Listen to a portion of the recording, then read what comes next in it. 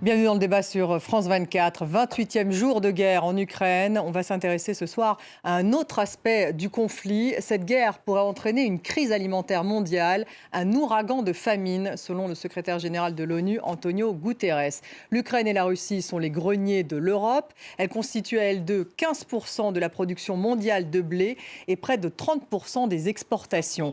Avec les combats, ce grenier est donc coupé du monde. L'Égypte, la Tunisie, l'Algérie sont particulièrement touchés par les pénuries et la flambée des prix, mais aussi des pays comme l'Indonésie, la Turquie, le Mali, le Burkina Faso ou encore le Sénégal. Le risque d'émeute de la faim ressurgit. Alors quels sont ces risques justement, ces risques de famine liés à la guerre en Ukraine? Quels sont les risques de crise alimentaire? Comment les pays d'Afrique se mobilisent-ils? L'Europe et les États-Unis peuvent-ils pallier le manque? L'Europe doit-elle aussi revoir son modèle agricole? On en discute avec mes invités. J'ai le plaisir d'avoir à mes côtés Alexandre Kateb. Bonsoir. Économiste, spécialiste des pays émergents, auteur des économies, les économies arabes en mouvement, et c'est aux éditions de Buck. Bonsoir et bienvenue dans le débat, Alexandre Kateb. En face de vous, Jean-Marc Daniel. Bonsoir Jean-Marc, économiste, professeur émérite à l'ESCP Europe, auteur de Histoire de l'économie mondiale des chasseurs-cueilleurs aux cybertravailleurs, et c'est chez Talandier. Bienvenue à vous. Également, Marc Dufumier est avec nous. Bonsoir à vous, agronome, professeur honoraire à Agro Paris Tech. Et puis nous avons avec nous par Skype de Bratislava Jean-Martin Bauer, chef de mission pour le PAM, le Programme alimentaire mondial en Slovaquie. Bonsoir et bienvenue. Bonsoir. Avant de démarrer ce débat, je vous propose de faire un point en images avec Mounia Kassem. Les galettes de pain, incontournables des repas en Égypte, devenues aussi un indicateur de la crise alimentaire. Leurs prix ont augmenté de 25%, conséquence de l'invasion russe en Ukraine, car l'Égypte est le plus gros importateur de blé au monde. Et l'an dernier, 70% de ces céréales provenaient de Russie et d'Ukraine. Ce blé, très précisément, est utilisé dans le pain subventionné, un pain qui profite à 80 millions d'Égyptiens qui sont inscrits sur les cartes de subvention et donc qui pourraient ne pas en bénéficier en quantité suffisante si on ne trouve pas moyen d'importer du blé. La Russie et l'Ukraine représentent à elles seules un tiers des exportations de céréales dans le monde. Avec le blocage de ces ports, l'Ukraine ne peut plus exporter, la récolte de cette année est incertaine et les sanctions prises contre la Russie devraient perturber les exportations.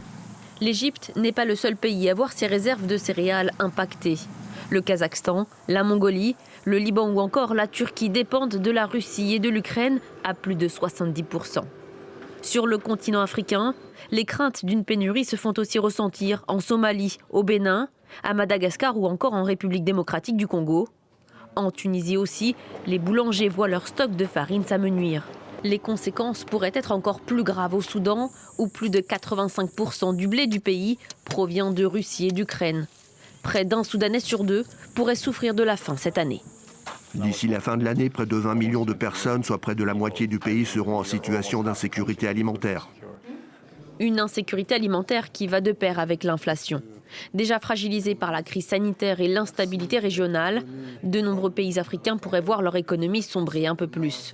Macky Sall, président sénégalais mais aussi de l'Union africaine, a demandé mardi le soutien de la Banque mondiale et des partenaires internationaux pour faire face aux conséquences de la guerre en Ukraine.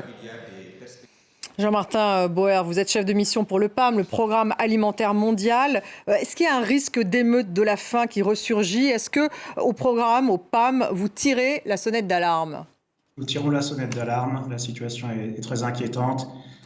Au niveau du Programme alimentaire mondial, le bassin de la mer Noire assure 50% de nos approvisionnements. Donc cette crise est aussi une crise des approvisionnements pour les humanitaires. Nous avons un surcoût à cause de la hausse des prix que cette crise a occasionné. Nos coûts ont augmenté de 71 millions de dollars par mois. Si nous n'arrivons pas à mobiliser cette somme supplémentaire, c'est l'aide humanitaire dans des pays comme le Yémen ou comme l'Afghanistan qui est en danger. Donc aide humanitaire, plus tout ce dont on a pu parler. Alexandre Kateb, la Tunisie, on voit qu'elle dépend de l'étranger pour 3/4 de ses approvisionnements en blé. Quels sont les risques de crise alimentaire au Maghreb et en Égypte en particulier, des pays très exposés? C'est sûr que le premier pays le plus exposé, de par le volume de sa population et la dépendance vis-à-vis des importations, c'est l'Égypte, évidemment, puisque ce pays dépend quasiment entièrement du blé russe et ukrainien pour son approvisionnement en céréales. Le gouvernement avait progressivement réduit les subventions qui étaient accordées à ces produits de première nécessité. Et ces subventions vont probablement être remis sur le devant de la scène parce que c'est vraiment une question clé.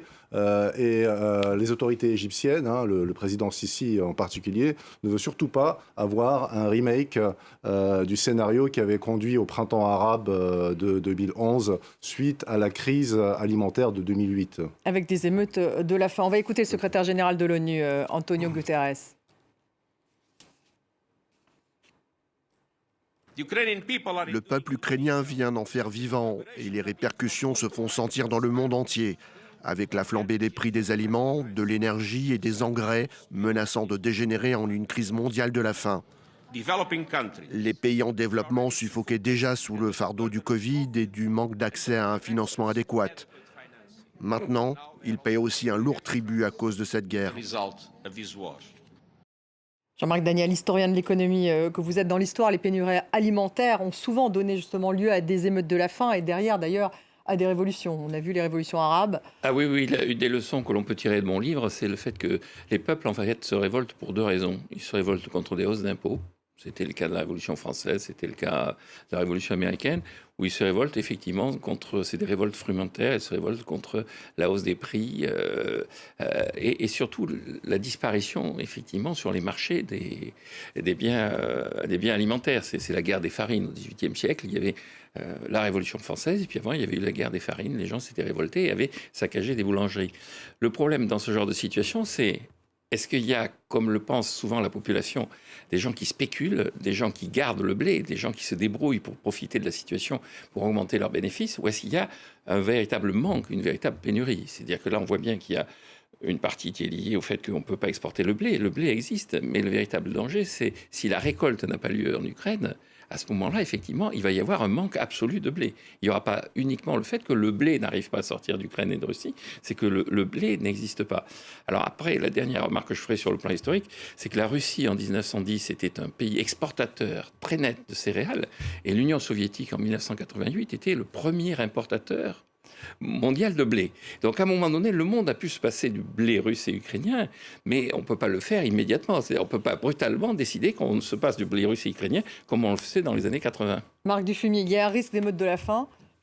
Très réel. Je crois que tous les pays qui ont joué la spécialisation sont les avantages comparatifs, c'est-à-dire s'approvisionner en blé en Europe et puis se spécialiser café, cacao, vanille, et qui sont aujourd'hui très déficitaires, très dépendants des importations.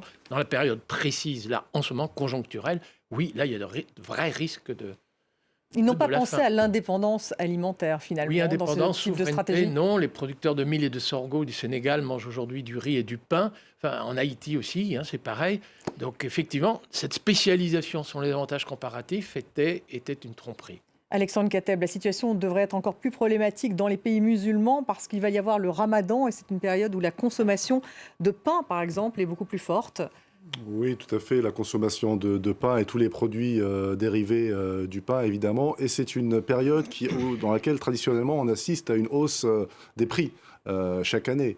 Et donc, dans le contexte actuel, évidemment, cette hausse des prix traditionnels va être décuplée et ça va induire des privations et des frustrations pour un grand nombre de ménages qui se préparent en fait à ce mois de fête pendant toute une année et qui économisent pour pouvoir justement satisfaire à ces rituels.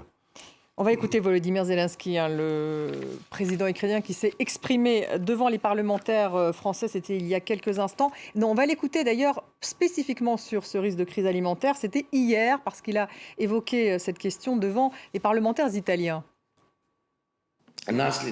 Les conséquences de cette guerre sont déjà perceptibles dans de nombreuses régions du monde et pas seulement en Europe. Le pire sera la famine qui approchera plusieurs pays. Jean-Martin Bauer, il parle de famine. Volodymyr Zelensky. L'Égypte, on le disait, est particulièrement touchée. Comment les autorités égyptiennes réagissent-elles? Pour l'instant, d'après ce que j'ai lu, elles rassurent la population. Elles ont lancé des appels d'offres d'ailleurs dans d'autres pays, mais ça n'a rien donné parce que les prix sont trop élevés.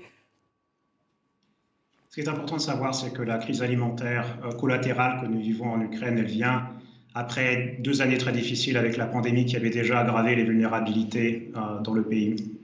Donc la situation est d'autant plus grave. Une réponse sur le plan des approvisionnements, on va voir les gouvernements rechercher des alternatives sur d'autres continents, peut-être même changer de produit pour pouvoir continuer à apporter ce qui est nécessaire à la population. Alors, il faut savoir qu'en Égypte, et c'était expliqué dans l'exposé au début, le blé apporte le tiers des calories consommées dans le pays.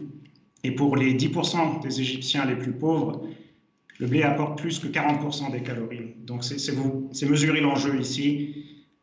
Si le gouvernement n'y arrive pas, les plus pauvres en Égypte vont faire face à une dégradation certaine de leur consommation alimentaire.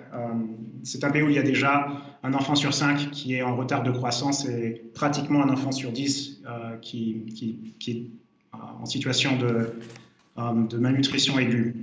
Les enjeux sont très élevés, très pressants. Les enjeux sont très élevés. Alexandre Kateb, que peut faire justement le gouvernement? Alors vous parliez justement du gouvernement égyptien qui tentait de resubventionner les céréales. J'ai également lu que la Tunisie et l'Égypte allaient abattre peut-être des animaux pour garder les céréales justement pour les êtres humains. Oui, sachant que bon, ça ne résoudra pas le problème, puisque la consommation de céréales est beaucoup plus importante et son apport calorique, comme ça a été expliqué, est beaucoup plus important dans ces pays que, par exemple, la viande, qui est un aliment plutôt réservé aux fêtes et aux différentes occasions rituelles. Donc, il n'y a pas de solution évidente à court terme. Et lorsqu'ils recherchent justement d'autres fournisseurs, manifestement, ça ne porte pas ses fruits. C'est des processus qui prennent du temps et donc là, il y a une urgence et face à cette urgence, je crois que c'est les ONG humanitaires justement et les organisations satellites des Nations Unies qui sont les mieux placées pour répondre à ce type de situation. Donc il faut de l'aide alimentaire. D'ailleurs, la Banque mondiale a dit qu'elle allait déjà faire un geste. Il n'y a pas d'autres mécanismes, Jean-Marc Daniel, qui puissent se mettre en place pour justement pallier ce manque. Oui, encore une fois, il y a 2 niveaux. Il y a le niveau de la production globale, c'est-à-dire est-ce que l'humanité, le monde, manque en ce moment de blé? C'est la question fondamentale. Le problème n'est pas de savoir où il est produit, c'est est-ce que globalement on en manque. Et alors c'est oui ou c'est non? Eh bien, on risque d'en manquer si la récolte n'est pas au rendez-vous, mais pour l'instant, on n'en manque pas. Et surtout, il faut bien voir qu'un des enjeux, c'est indépendamment de la guerre russo-ukrainienne, les 2 grandes agricultures mondiales, qui sont l'agriculture européenne et l'agriculture américaine, sont en train de se réorienter avec des objectifs de moindre production, en tout cas d'une production moins polluante, avec un enjeu qui est de sauver la planète et non pas de sauver immédiatement la récolte de l'année. On va y revenir d'ailleurs. Et sur les enjeux, je dirais, les enjeux financiers, effectivement, la Banque mondiale, dès 2020, avait noté qu'il y avait quand même un certain nombre de pays qu'elle appelle les pays FCV, c'est-à-dire les pays fragiles, en situation de conflit, c'est-à-dire en situation de guerre et violent, dans lequel il y a une violence sociale interne très, très forte. Et elle attirait l'attention sur la nécessité de venir en aide à ces pays. Donc là-dessus, il y a eu le secrétaire général des Nations Unies, il a dit, il y a eu la pandémie. Et donc, pour l'instant, les seules initiatives qui ont été prises, c'est ce qu'on appelle l'ISSD, c'est-à-dire l'initiative de suspension du service de la dette pour un certain nombre de pays, dont l'Indonésie, dont vous parliez, qui est présidente du G20 en plus, donc qui est un pays qui met en avant systématiquement ces problèmes-là. Et manifestement très dépendante également du blé ukrainien. Absolument. Et donc, effectivement, il va y avoir une réponse financière qui va se mettre en place. Le FMI a augmenté ses dotations, un peu plus de 600 milliards de dollars, de DTS plus exactement. Donc, il va y avoir des solutions financières. Mais je pense qu'à moyen et long terme, la question qui se pose, c'est est-ce que l'humanité va être en capacité de produire régulièrement suffisamment de quoi se nourrir et d'éviter ces crises brutales? Est-ce que, enfin, une guerre entre la Russie et l'Ukraine, je ne dis pas que c'est un événement banal, mais enfin, je veux dire, hélas, il y a des guerres et donc... Ça pose la question de l'indépendance. Et surtout de l'ensemble de l'humanité. C'est-à-dire dire qu'il faut que tout le monde produise son blé, non. Mais est-ce qu'au niveau mondial, on aura assez de blé? C'est ça la vraie question. Marc Dufumier, j'ai également vu qu'il y a des conséquences en Europe. Alors bon, on ne parle pas de famine en Europe, mais il y a un impact par exemple sur l'huile de tournesol, dont l'Ukraine manifestement fournit la moitié des besoins mondiaux, et pratiquement même la très grande majorité de l'huile de tournesol en Europe. Il y a également une pénurie d'engrais. On a vu déjà des manifestations en Espagne. Là aussi, le problème, c'est la dépendance alimentaire, la dépendance agricole.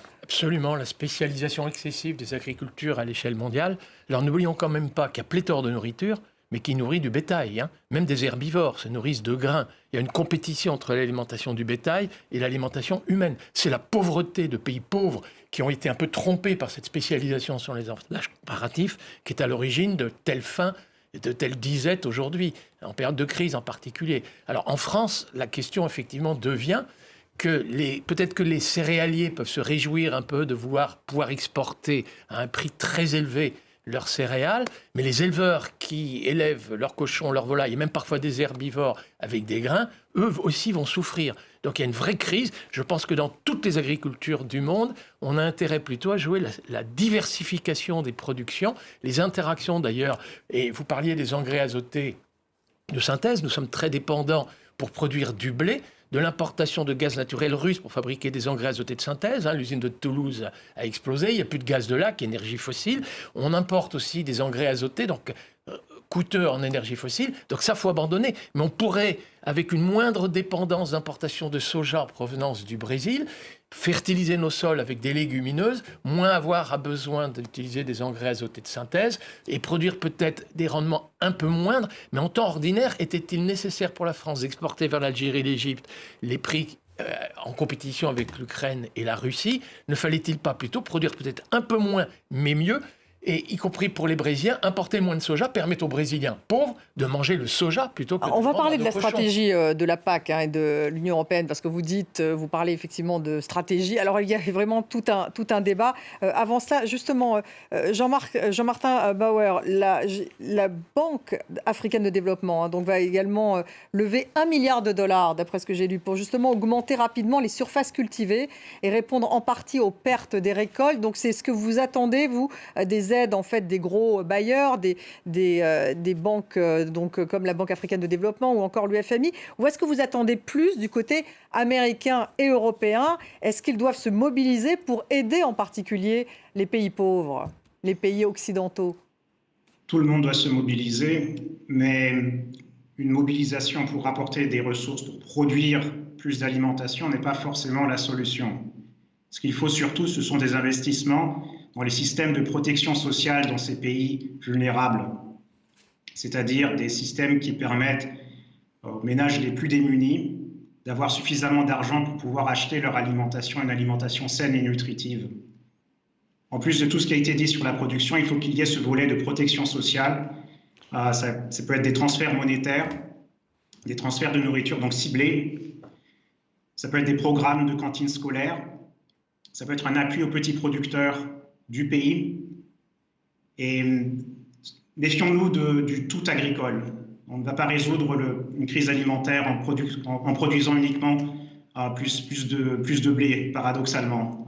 Il faut aller plus loin et avoir des mesures ciblées vers ces catégories sociales les plus vulnérables.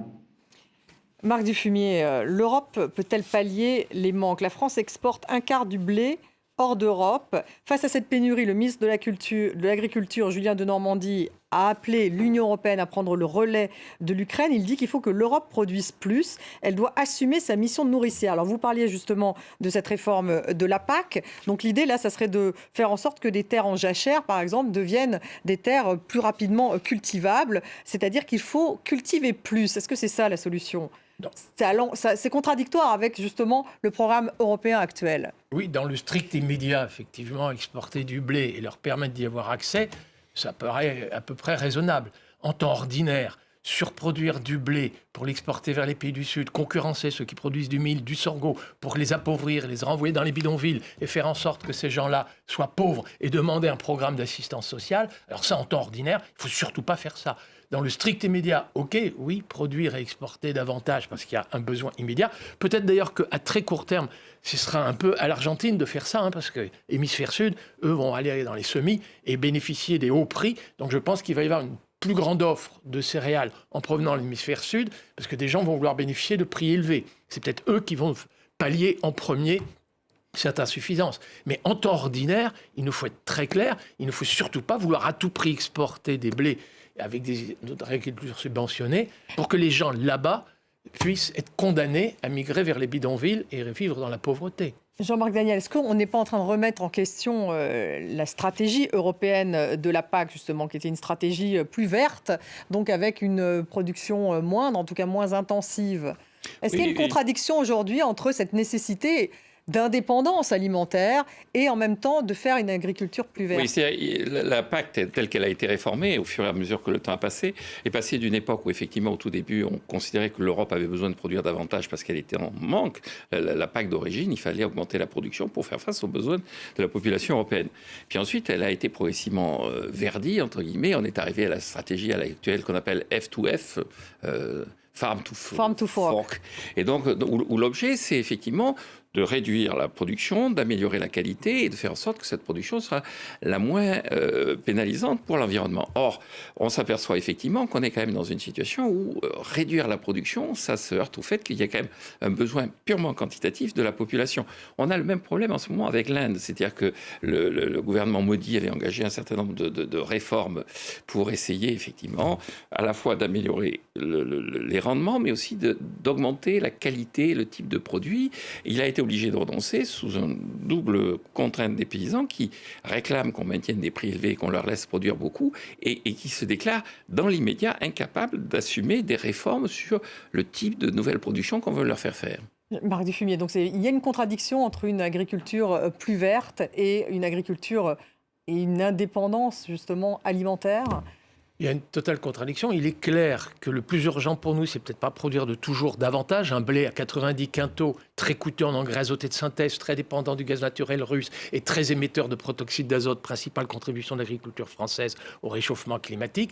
Produire un peu moins, mais fertiliser les blés, les céréales en question, en rotation avec des légumineuses qui vont fertiliser le sol en azote par la voie biologique, nous éviter des importations de soja, nous éviter ces importations de gaz naturel russe ou d'engrais azotés de synthèse et permettre aux Brésiliens de manger leur soja, honnêtement, c'est plus raisonnable. Mais c'est tous les peuples du monde qui ont intérêt à diversifier l'agriculture avec des rotations longues. Et la biodiversité, c'est pas que des petites jachères, je vous le dis tout de suite. Pour la biodiversité, on remettrait des légumineuses dans nos champs, on retrouverait, nous, en France, notre souveraineté protéinique. Eh bien, effectivement, on aurait une plus grande biodiversité, moins d'utilisation de produits pesticides, moins besoin d'avoir recours au pétrole russe. Mais Marc Dufumier, on a l'impression tout de même qu'il y a toute une réflexion autour de la PAC en Europe. Et aujourd'hui, finalement, chacun a l'air surpris de notre dépendance, y compris donc dans les engrais, de pays effectivement qui peuvent du jour au lendemain être en guerre. Écoutez, moi, ça fait plus de 30-35 ans que je publie ça. Donc cette surprise-là, de voir, parce que effectivement le plan protéinique, j'ai entendu, c'était au lendemain du G7 à Biarritz, où j'entends le président Macron nous dire il ne faut pas signer, pas ratifier l'accord du Mercosur en l'état. Mais ça fait depuis longtemps qu'il nous faut changer complètement notre agriculture, une agriculture beaucoup plus diversifiée, beaucoup plus respectueuse de l'environnement, beaucoup moins dépendante de ces énergies fossiles. Mais les solutions, on les connaît.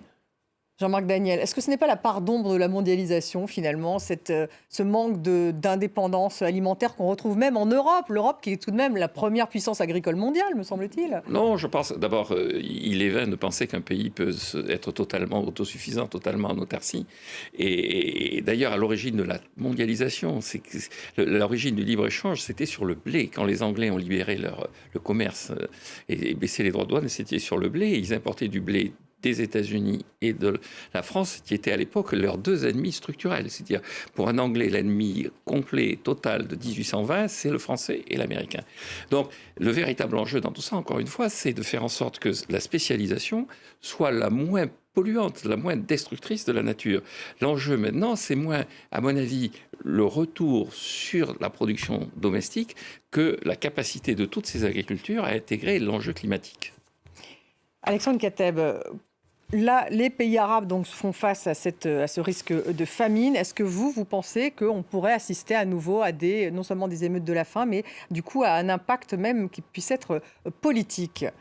En fait, Est-ce qu'on peut faire un parallèle avec 2008 Il faut comprendre que ces pays dans la région Afrique du Nord et Moyen-Orient, plus généralement, sont confrontés aux mêmes défis que les autres pays, c'est-à-dire à l'équation qui semble aujourd'hui très difficile entre les contraintes environnementales et les contraintes agricoles et alimentaires.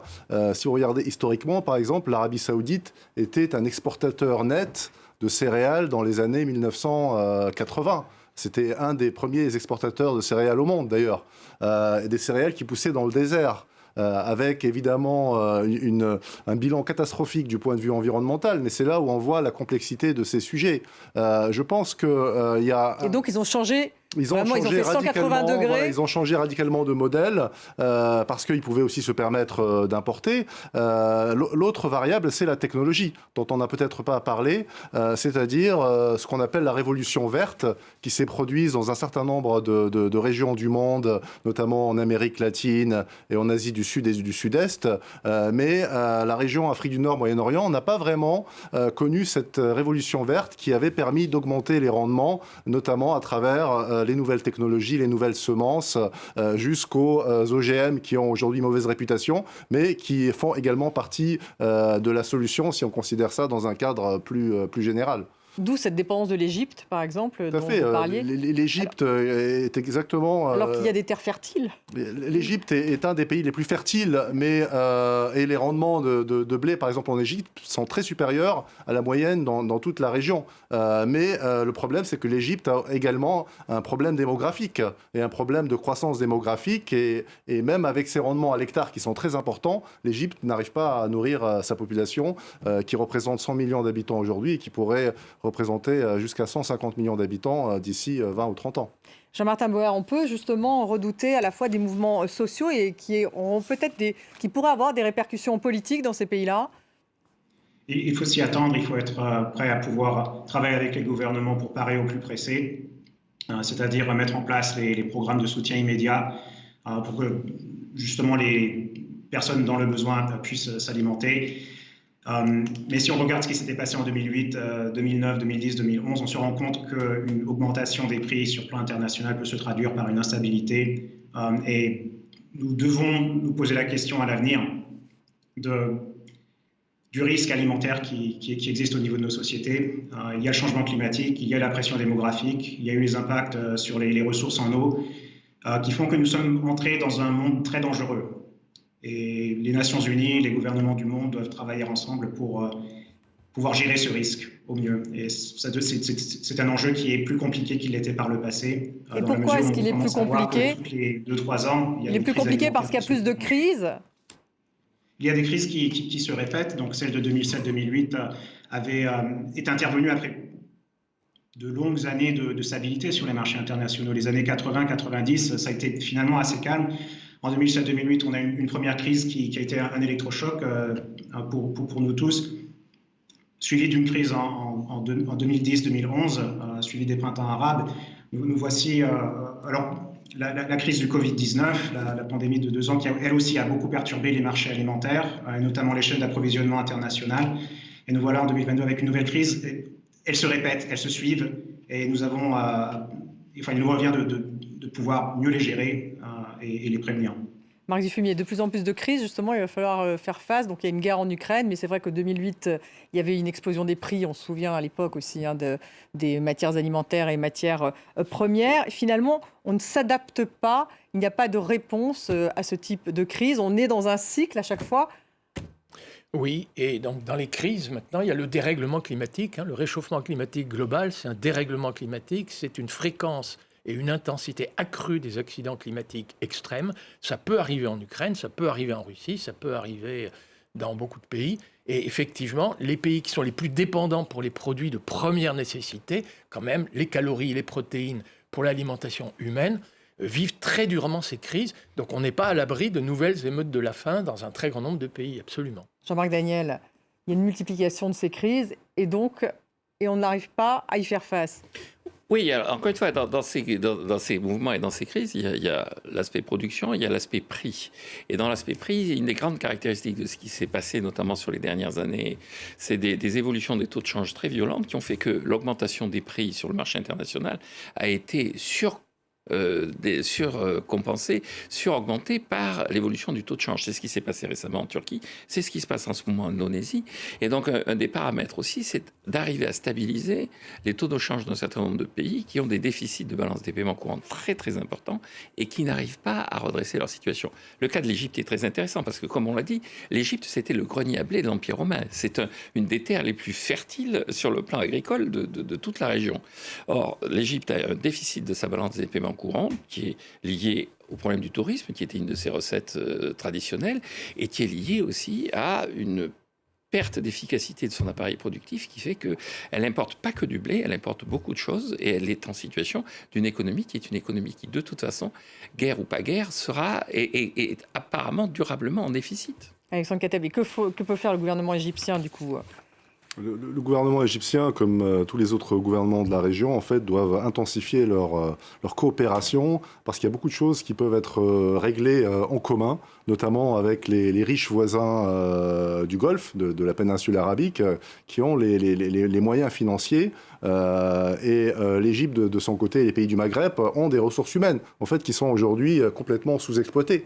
Et ce qu'il faudrait faire, c'est vraiment mobiliser toutes ces ressources, tous ces talents, notamment ces ingénieurs, ces scientifiques, pour imaginer des solutions qui sont adaptées au climat de la région, adaptées au sol de la région et à toutes les caractéristiques institutionnelles. Alors ça a commencé à être fait, il y a des initiatives en Arabie Saoudite, aux Émirats, mais ça reste à une échelle relativement modeste aujourd'hui. Un mot peut-être, je voudrais rebondir sur ce qu'il vient de dire, c'est très important. Je pense qu'effectivement, le capital humain est très important. Ce sont des pays qui ont un capital humain qui est élevé, parce que des niveaux de formation se sont considérablement améliorés, et qui, indépendamment de l'agriculture, n'ont pas su utiliser ce capital humain pour en faire effectivement une force de production, une force d'exportation, une force de retour à l'équilibre. Donc ils sont dans une crise permanente de déficit de balance des paiements courants, de devises qui s'effondrent, et à ce moment-là, de prix notamment des matières agricoles qui n'arrêtent pas d'augmenter. Marc Dufumier, vous êtes d'accord? Ce déficit de la balance des paiements, la balance extérieure, provient de cette spécialisation selon les avantages comparatifs qui a été très trompeuse. Il faut être clair. Alors expliquez la spécialisation pour les néophytes qui nous regardent. Vous êtes en Côte d'Ivoire, pour des gens qui produisaient du manioc, de l'igname et ce genre de choses, on a dit, plutôt que de devoir continuer de travailler à la main, exporter du café et du cacao vers des pays qui ne produiront pas ces produits-là et acheter vos calories alimentaires et vos protéines à l'étranger. Et en fait, la Côte d'Ivoire l'a fait, évidemment, le Cameroun, d'autres pays, etc. Et tous les pays ont commencé à spécialiser sur les avantages comparatifs, au point que la surproduction de café, cacao et autres ne rémunère pas plus que le manioc, l'igname ou la banane plantain. Résultat, c'est que quand il y a une crise sur le blé comme en ce moment, ils se retrouvent à exporter du café et du cacao sans pouvoir acheter effectivement de quoi manger alors que les prix sont devenus très élevés. Pourquoi le prix du café et du cacao est aussi en train d'exploser.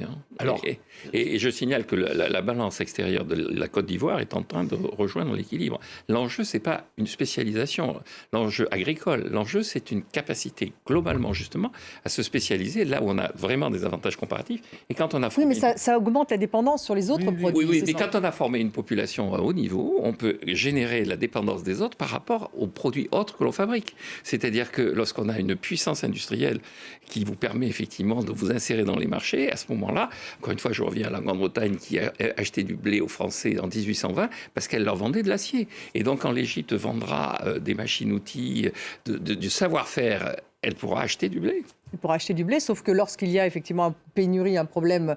Alors après, il y a un problème, effectivement. Est-ce que l'humanité produira assez? Mais ce n'est pas un problème de spécialisation, c'est de quantité produite. Est-ce que l'humanité produira assez? Un problème de régime alimentaire qui a été évoqué parce que ces pays, par exemple, comme l'Égypte, par exemple, l'aliment de base, c'était le haricot. C'était le haricot égyptien, qu'on appelle le foul.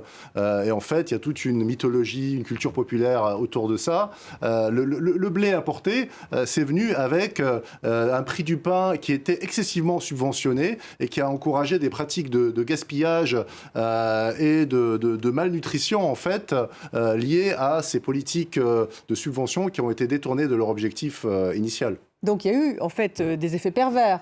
Mais c'est des effets pervers, non pas de la spécialisation, c'est des effets pervers de choix, effectivement, qui sont des choix erronés, mais pas des choix de spécialisation, d'insertion dans le commerce international. C'est des choix qui ont été faits par des autorités politiques. D'ailleurs, Amartya Sen, qui a écrit de remarquables textes sur les famines, il explique bien qu'en général... Prix Nobel de l'économie. Les famines ne sont pas liées au fait à des manques de production, ni à des insertions sur le marché international de l'agriculture, mais à des distorsions dans les prix imposées par les pouvoirs publics. Marc Dufumier, vous êtes d'accord avec ce que vient de dire Jean-Marc Daniel ? C'est pas une question donc de spécialisation ou pas ? Vous mettez une femme qui repique du riz à la main et son sac de riz est vendu sur le marché international en compétition avec un sac de riz qui vient de l'Arkansas, c'est un rapport de productivité de 1 à 200. Il y a 200 fois plus de travail agricole dans le sac de riz qui a été repiqué par cette femme malgache qui repique à la main que dans le sac concurrent. Et pour acheter quelques produits de première nécessité, des médicaments ou autres, elle va devoir vendre son riz au même prix alors qu'elle a travaillé 200 fois plus. Elle accepte une rémunération 200 fois moindre. C'est ça la pauvreté dans les pays du Sud et c'est ça qui fait que dès qu'il y a un manque de nourriture, eh bien effectivement, on est obligé de faire un programme alimentaire mondial, on est obligé de subventionner les choses, le budget de l'État ne suffit pas et c'est la déroute. Donc pour vous, c'est lié à cette spécialisation. Mais c'est absolument. C'est échanges. le choix de la spécialisation. Vous avez raison pour la responsabilité des pouvoirs publics qui ont opté pour une spécialisation outrancière et en oubliant les produits de toute première nécessité. Jean-Martin Bauer, vous êtes d'accord ? Alors, je crois qu'on doit faire la distinction entre une crise agricole et une crise alimentaire. C'est pas forcément la même chose. Là, en ce moment, on a une crise agricole qui menace de devenir une crise alimentaire de façon collatérale. On a parlé d'Amartya Sen et de ses travaux au sujet de l'accès à l'alimentation, et ça va au-delà de la production. C'est certainement lié à l'accès et aux systèmes qui ont été mis en place au niveau de chaque pays, et notamment de ces systèmes de protection sociale qui ont fait que les gens qui en ont besoin puissent échapper à l'insécurité alimentaire. Et donc, si on parle de crise alimentaire, on doit parler des systèmes qui existent au niveau de chaque pays pour éviter l'insécurité alimentaire et pas uniquement de la production. Un mot, Alexandre Kateb, sur la Tunisie, pour être un peu plus concret. Manifestement, pays aussi très, très dépendant. Là, il y aurait aussi un risque d'instabilité politique fort, en Tunisie en particulier ? Oui, enfin, la Tunisie, c'est un pays qui est très dépendant, effectivement, pour sa consommation en énergie et en alimentation, des importations. Et c'est un pays qui est tenu à bout de bras par la communauté internationale, par l'Europe et le FMI notamment.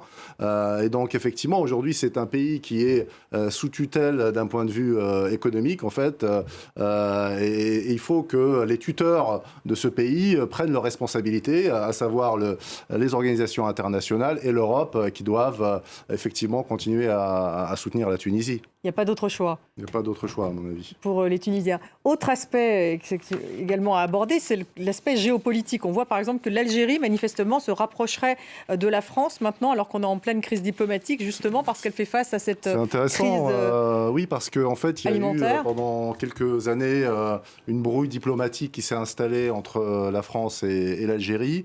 Et à l'issue de cette brouille, en fait, l'Algérie avait réorienté ses achats de céréales vers la Russie et l'Ukraine, réputé avoir un blé de moindre qualité, mais à un prix plus compétitif que le blé français. Et aujourd'hui, il y a un rétropédalage parce que, évidemment, ce pays voit bien qu'il ne peut pas dépendre de fournisseurs aussi instables que cela. Donc, il se dirige vers la France. En ce moment, il y a une sorte de rapprochement entre Alger et Paris sur cette question du blé. Oui, sauf qu'il continue d'acheter des armements à la Russie, et ça, c'est un autre débat. Mais donc, c'est une stratégie d'équilibre dans le cadre de relations multipolaires. Jean-Martin Bauer, il y a un aspect géopolitique justement dans cette guerre autour du blé aussi. Oui, très juste. Enfin, l'Algérie et l'Égypte d'ailleurs achetaient en Ukraine et en Russie parce que leur blé là-bas, Ukraine et Russie, était plus compétitif que le nôtre. Nous, un blé à 70-90 quintaux chez nous est très coûteux dans ses engrais et produits chimiques, n'était pas compétitif. À la limite, c'est ce surplus-là que nous avons exagéré. Exporter vers l'Union européenne et un marché solvable, c'était logique, mais vouloir être compétitif avec l'Ukraine et la Russie en temps ordinaire était une erreur. Il nous aurait fallu plutôt libérer des terrains pour mettre des légumineuses. Je reviens encore là-dessus, on l'a un peu oublié. Alors aujourd'hui, en état de crise, effectivement... C'est-à-dire faire plus de qualitatif, c'est ça que vous voulez dire, plutôt que... Compétitif, non, c'est que, vous savez, en Ukraine et en Russie, les rendements sont bien moindres que chez nous. La ferme, elle fait 10 000 hectares. Alors que chez nous, elle fait 100 hectares. Évidemment, le matériel est amorti pour 3 fois rien. D'ailleurs, la grande ferme ukrainienne elle est peut-être dirigée par un Français ou un Allemand, il ne faut pas se tromper. Et donc le blé compétitif, il n'est pas au rendement le plus élevé et au coût en intrants chimiques le plus élevé. Donc sur le marché mondial, effectivement, là, momentanément, on va pouvoir exporter vers l'Algérie. L'Algérie sera bien contente qu'on puisse lui exporter du blé, j'en conviens. Mais le temps ordinaire, c'est pourquoi en Algérie, il y a encore autant de terres en jachère, par exemple, et pourquoi on ne parvient pas à cultiver suffisamment de céréales et de légumineuses. Il n'y avait pas une révolution verte en Algérie ? L'Algérie, en fait, a connu une période un peu de crise agricole qui était liée au mode de gestion socialiste de ce secteur. Et dans les années 2010, il y a eu un virage vers un mode beaucoup plus libéral avec l'octroi de concessions à des acteurs du secteur privé, qui en fait s'est traduit par un boom de la production agricole. On n'en parle pas beaucoup, mais c'est possible que l'Algérie devienne en fait un exportateur net de céréales et de produits agricoles d'ici une dizaine d'années. Donc ils ont fait un choix là différent, et justement de devenir indépendant d'un point de vue, alimentaire. Ils ont surtout fait le choix de libéraliser le fonctionnement de l'agriculture. C'est ça qui fait qu'effectivement, on est d'une part indépendant. Vous nous proposez de nous spécialiser en fait dans les légumineuses. On se spécialise toujours dans quelque chose. Ne serait-ce que parce que le climat fait qu'il y a des choses qu'on peut produire à certains endroits et pas d'autres endroits. Et sur le plan géopolitique, la redistribution qui est en train de se faire est une redistribution où la Russie se rapproche de la Chine, se rapproche de l'Inde. Il y a une espèce de bloc qui est en train de se constituer. Quand on parle des engrais et tout ça, les engrais manquent pour des raisons de sanctions. C'est parce que nous ne voulons pas les acheter à la Biélorussie, les engrais. C'est pour ça qu'on manque d'engrais en ce moment. Mais il n'y a pas de problème de pénurie d'engrais en tant que tel en ce moment. Jean-Martin Boer, il y a effectivement toute cette logique géopolitique autour de cette question à la fois de crise alimentaire et également agricole. Exact. Et le risque qu'on a actuellement, c'est qu'on privilégie les approches unilatérales ou purement bilatérales d'un pays à l'autre pour gérer cette crise. On avait vu en 2007-2008 des interdictions d'exporter qui ont été prises par des pays qui ont aggravé la situation. Est-ce que les Nations Unies aimeraient bien voir, c'est un renforcement de la coopération multilatérale pour pouvoir gérer ce problème, pour qu'il n'y ait pas des gagnants et des perdants et qu'on essaie de minimiser les impacts en travaillant ensemble. Alexandre Cattebia, un échec du multilatéralisme sur cette question agricole ? En fait, quand on regarde la crise de 2008, déjà à l'époque, on parlait d'une régulation du prix des produits agricoles au niveau mondial, très bien. avec le président Sarkozy notamment, qui en avait fait un peu son cheval de bataille. Mais finalement, tout ça a échoué parce que les logiques du marché, les logiques de la financiarisation étaient beaucoup plus puissantes que les initiatives qui avaient été prises par les États, et que ces États, finalement, sous le poids de différents intérêts divergents, ont préféré enterrer le sujet. Et aujourd'hui, ce sujet ressurgit. Et je pense qu'au-delà d'un échec du multilatéralisme, c'est un échec du multilatéralisme tel qu'il a été conçu, avec des organisations distinctes qui traitent chacune d'un sujet. Par exemple, vous avez l'OMC qui traite du commerce, la FAO qui traite de l'agriculture, l'OMS qui traite de la santé. Donc une multitude. Et ces organisations ne se parlent pas. Je pense que l'échec, il est là. La solution, c'est d'organiser une meilleure coordination, une meilleure transversalité, parce que toutes ces questions, on voit bien qu'elles sont multidimensionnelles et qu'on ne peut pas les traiter isolément les unes des autres. Jean-Marc Daniel, c'est l'échec du multilatéralisme ? Je pense que c'est l'échec de la bureaucratie multilatérale, oui, mais je pense qu'il y a un multilatéralisme qui s'est mis en place. C'est-à-dire qu'on parle de l'Algérie, vous libéralisez le système, immédiatement il y a des gens qui se mettent à produire, qui se mettent à échanger, qui se rencontrent les uns les autres. Et donc, en revanche, si vous créez une bureaucratie qui va mettre en place des stocks et tout ça, regardez là aussi sur l'Union européenne, on a connu une période où il y avait le beurre d'intervention, on ne savait pas quoi faire du beurre, et à la fin de l'année, la communauté européenne revendait son beurre. Maintenant, on manque de beurre, on est en situation de... Pourquoi ? Parce qu'on n'a pas arrêté de modifier la politique agricole commune vis-à-vis de la production de lait. Donc il y a un moment où il faut dire, on arrête de donner des directives et on laisse spontanément les gens, les paysans. Celui qui a eu le prix Nobel d'économie, le seul à avoir eu le prix Nobel d'économie pour des problèmes agricoles, qui s'appelait Theodor Schultz, disait que la grande faiblesse des politiques agricoles, c'est de ne pas assez s'appuyer sur l'intelligence des paysans. Je pense que c'est assez vrai. Oui. Je rejoins complètement le point de vue. L'OMC qui résout les questions d'échange agricole. La COP21 ou les COP qui parlent d'environnement, de biodiversité, de réchauffement climatique. Et une organisation qui n'existe pas vraiment, réguler les mouvements migratoires. Mais je suis désolé, il faudrait que toutes ces négociations-là aient lieu dans un même univers et démocratique, on est bien d'accord, mais il faut... Mais ça veut dire quoi, un ONU de l'alimentaire ? Non. Alors, est-ce que ce sera un G20, G7 et autres, c'est-à-dire cette gouvernance mondiale qui est absolument indispensable, mais prenez ce fameux libre-échange, ruinez les paysanneries là-bas, leur dire ouvrez vos frontières à nos produits agricoles, nous on ferme les frontières à votre migration. Je suis désolé, la théorie néoclassique, quand elle dit la spécialisation, le libre-échange, c'est la spécialisation sur l'avantage comparatif et l'affectation optimale des ressources, ça veut dire beaucoup de Sénégalais chez nous, beaucoup d'Haïtiens aux États-Unis. Qu'est-ce que c'est que cette espèce de libéralisme je suis d'accord avec ça, où on dit ouvrir les échanges agricoles et on met des barrières à la frontière? Il faut être très clair, il nous faut négocier effectivement le droit des peuples à vivre et travailler dignement au pays et de nourriture leur population, au moins pour les produits de première nécessité. Pourquoi n'aurait-il pas ce droit? Et on parle sans arrêt d'aide. Il faudrait les aider. On termine sur le droit des peuples. Merci beaucoup d'avoir été avec nous, Marc Dufumier. Merci à vous, Jean-Martin Bauer, d'avoir été avec nous en direct de Bratislava. Merci Alexandre Kateb. Merci à vous, Jean-Marc Daniel. Et merci à vous tous de nous avoir suivis. Restez avec nous sur France 24.